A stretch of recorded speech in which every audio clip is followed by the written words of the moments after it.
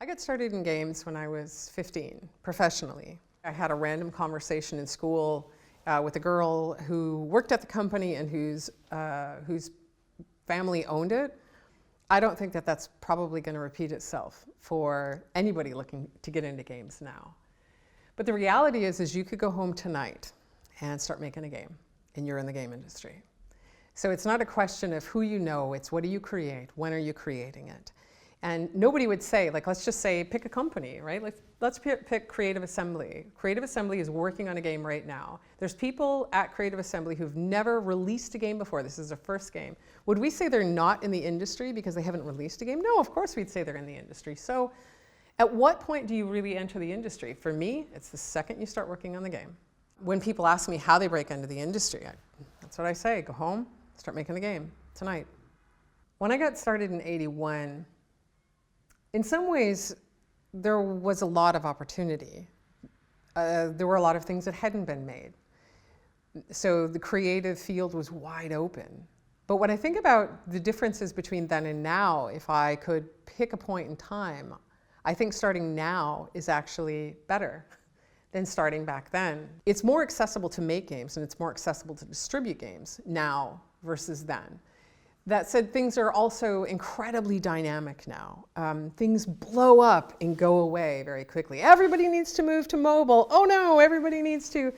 There will always be some challenges, and there's always going to be some things that are easier. It's just where are you at the time.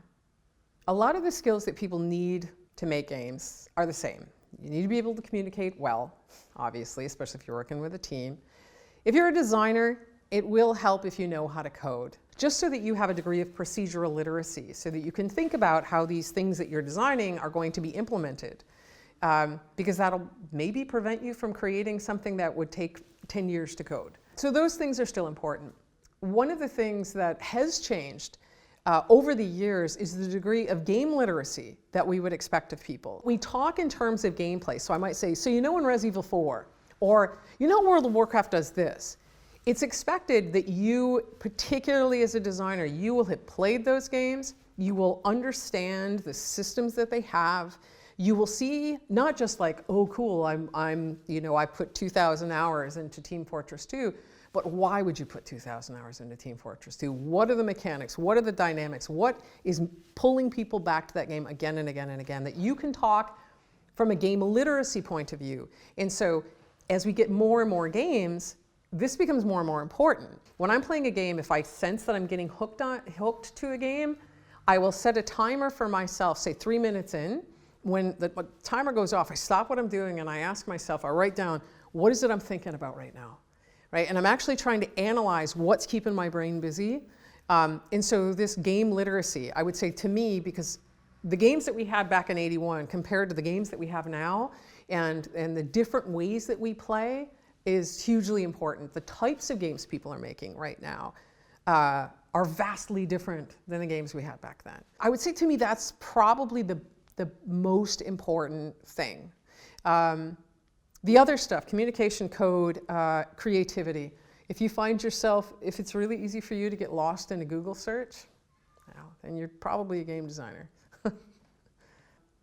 So as much as I love games, and obviously I'm very passionate about games that have been in the industry for 35 years, that's not to say it's all amazing. There are times, absolutely, when I think, what am I doing? I mean, there's times when game development is discipline. It's hard. You've got a game that just isn't turning out like you thought it might. That's where it's work, but still, it's games. I mean, your work is trying to make a game fun, and that's part of what game design is. The average for people who have fought for maybe 10 years to get into this industry, when they get here, they leave in 5 years. That's our average. And I think that's incredibly sad, because for many of us, this was a lifelong dream. So I would say going in, like, know that there's going to be the tough comments. Know that maybe your first game isn't going to be great. Maybe not your second game, maybe not your third game. But just keep going. You're going to get better and better and better. And know that no matter what's said, at the core of the game industry, there's absolutely a great community. I think the biggest piece of advice that I can give you is to start small. A lot of people start out and they've been thinking of their magnum opus for 10 years, and they can't wait to make it.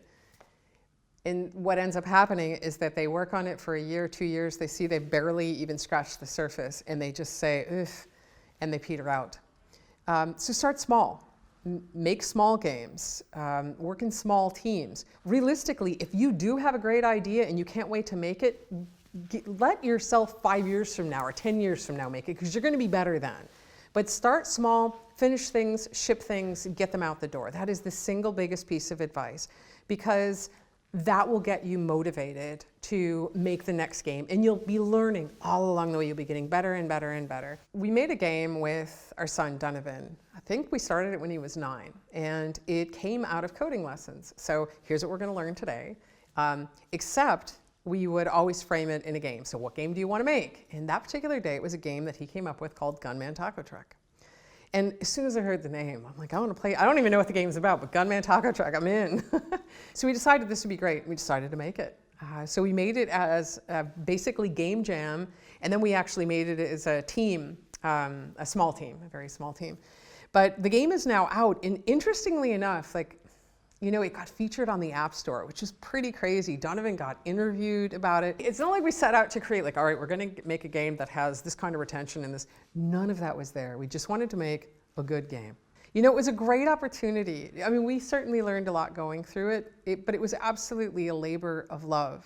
And it goes back to the foundations of, you know, just make something that's absolutely fun. Try first to make something that is absolutely fun. If we were doing it commercially, if this were a game that was designed to make money or designed to be heavily monetizing, I think we would have made it differently, but that wasn't our goal with this game. And I'm okay with that.